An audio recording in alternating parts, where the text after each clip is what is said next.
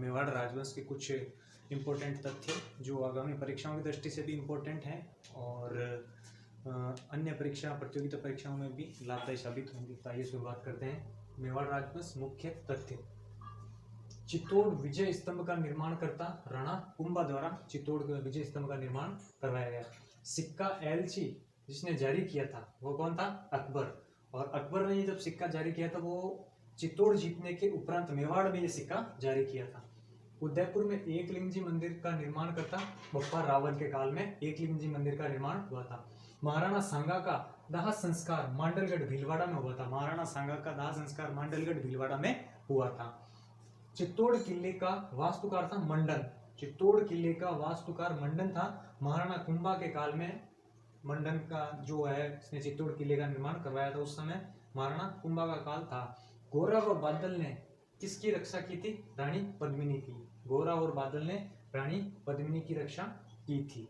9 मंजिला कीर्ति स्तंभ किस उपास्य देव को समर्पित है? भगवान विष्णु को 9 मंजिला जो कीर्ति स्तंभ है वो भगवान विष्णु को समर्पित किया हुआ है।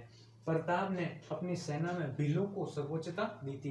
प्रताप ने अपनी सेना में भीलों को सर्वोच्चता दी थी।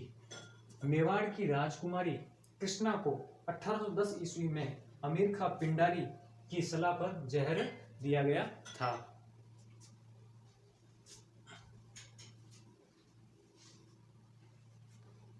भीलसा व रायसेन क्षेत्र राणा सांगा ने मालवा शासक मोहम्मद खिलजी द्वितीय से जीता था।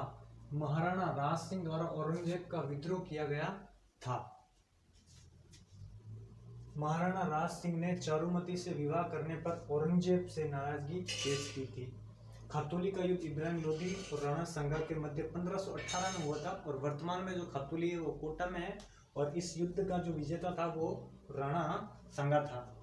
लक्ष्य सिंह अर्थात राणा लखा के समय जावर में चांदी खनन शुरू किया गया था। प्रताप का जन्म 1540 में कुंभलगढ़ किले के बादल महल में हुआ था।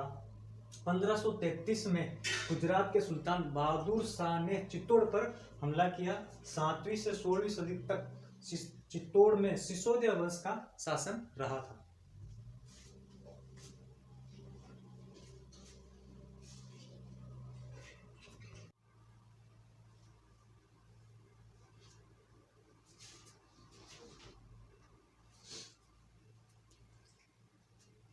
खिलजी और मेवाड़ वासियों के बीच चित्तौड़गढ़ की घेराबंदी वर्ष 1303 में हुई थी। इस लाइन का मतलब ये होता है कि खिलजी ने चित्तौड़ की जो घेराबंदी की थी वो 1303 में हुई थी। सवाल को घुमा कर दिया हुआ है। साक्य चित्तौड़ के क्रम में 1303 में प्रथम शाखा हुआ था, 1534 में द्वितीय शाखा और 1567 में तीसरा शाखा हुआ था। कुंभा का संगीत राज ग्रंथ 5 भागों में विभक्त किया गया है। इस टाइप का सवाल पिछली बार सेकंड ग्रेड में भी पूछा जा चुका है। चंपानेर की संधि 1456 में मालवा और गुजरात के शासक के मध्य राणा कुंभा के विरुद्ध में हुई थी। अब जब ये संधि हुई थी उस समय मालवा का शासक खिलजी और गुजरात का शासक कुतुबुद्दीन था। तो इन्होंने राणा कुंभा के विरुद्ध में संधि की थी। दोनों सेनाओं में आपस में युद्ध हुआ और इसका परिणाम कुछ नहीं निकला और मालवा और गुजरात के शासकों को राणा कुंभा ने धन देकर भेज दिया था। उदयपुर 1599 में संस्थापक उदय सिंह था। उदयपुर की जो स्थापना है इतिहास के अनुसार 1599 में उदय सिंह ने की थी। प्रताप ने अंतिम राजधानी चावंड को बनाया था। प्रताप ने अपने अंतिम समय में जो राजधानी है वो चावंड को बनाया था और वहां पर प्रताप की छतरी भी स्थित है। प्रताप का राज्य अभिषेक 28 फरवरी 1572 को गोगुंदा में हुआ था। प्रताप का जो राज्य अभिषेक है 28 फरवरी 1572 को गोगुंदा में किया गया था। अकबर ने चित्तौड़ पर आक्रमण 1567 और 68 में किया था। उस समय चित्तौड़ का शासक उदय सिंह था। जब अकबर ने चित्तौड़ पर आक्रमण किया था 1567 और 68 में तो उस समय चित्तौड़ का शासक उदय सिंह था।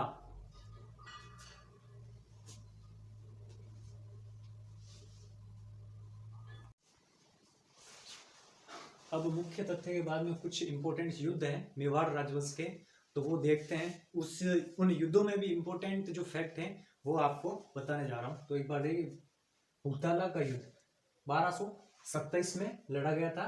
इनके मध्य इल्तुतमिश व जैत्र सिंह के मध्य लड़ा गया था।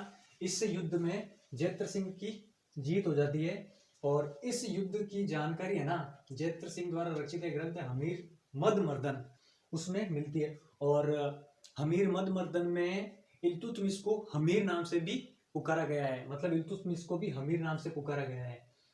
फिर एक चिरवा का शिलालेख है, इस युद्ध के संबंध में ही है। चिरवा का शिलालेख हमें उदयपुर से प्राप्त हुआ है। इसके रचयिता है रत्न प्रभु सूरी है और इसका उत्कीर्ण करता है केली सिंह द्वारा इसका उत्कीर्ण किया गया था। चिरवा का जो शिलालेख है, इस शिलालेख में गुहिल वंश के शासक थे पद्म सिंह, जैत्र सिंह, तेज सिंह व समर सिंह की उपलब्धियों की जानकारी मिलती है। तो ये कुछ इंपॉर्टेंट युद्ध है जो आपको बताया मैंने। और उसके बाद में अपन चलते हैं, चित्तौड़ का युद्ध हुआ है। चित्तौड़ का युद्ध होता है इसके बाद में। तो चित्तौड़ का जो युद्ध होता है वो खिलजी और रतन सिंह के मध्य होता है। 28 जनवरी 1303 को खिलजी ने चित्तौड़ पर आक्रमण कर दिया प्रथम बार।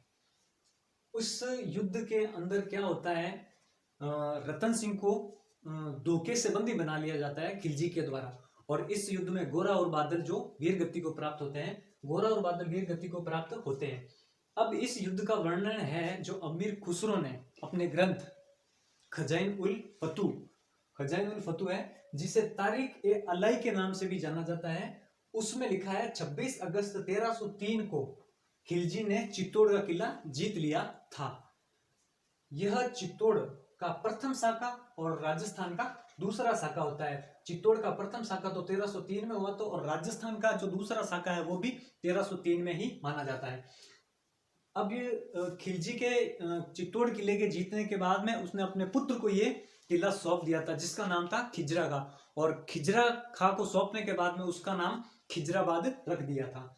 यह किला था खिजरा खा को सौंप और उसका नाम खिजराबाद रख दिया था। अब क्या है कि इसकी जानकारी हमें एक मिलती है, धाइबी पीर की दरगाह है जो चित्तौड़ में स्थित है, वहां पर एक शिलालेख है। उस शिलालेख में हमें इसका नाम खिजराबाद मिलता है, चित्तौड़ का नाम खिजराबाद मिलता है। और रावल शाखा का अंतिम शासक राणा रतन सिंह था। और इस युद्ध में अलाउद्दीन खिलजी द्वारा आक्रमण किए जाने पर गोरा बादल वीर गति को प्राप्त हो जाते हैं। और ये जो शाखा होता है इसमें पद्मिनी ने केसरिया प्लस जोर, इसमें केसरिया और जोर का शाखा माना जाता है।